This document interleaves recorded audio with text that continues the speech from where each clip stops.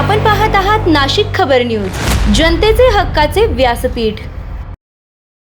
शिर्डी येथे महाराष्ट्र शिक्षक पॅनलच्या वतीने आयोजित करण्यात आलेल्या राज्यस्तरीय आदर्श शिक्षक पुरस्कार सोहळा 2026 अत्यंत उत्साहात आणि दिमागदार वातावरणात पार पडला।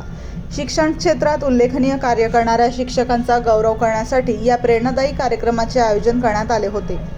या सोहळ्यास प्रमुख अतिथी म्हणून मराठी अभिनेत्री भार्गवी चिरमुले उपस्थित होत्या। तसेच प्रसिद्ध कवी रोहित शिंगे आणि गुंजन पाटील यांनी आपल्या उपस्थितीने कार्यक्रमाची शोभा वाढवली। महाराष्ट्र शिक्षक पॅनलचे अध्यक्ष दीपक चामे यांच्या हस्ते पुरस्कार वितरण सोहळा पार पडला।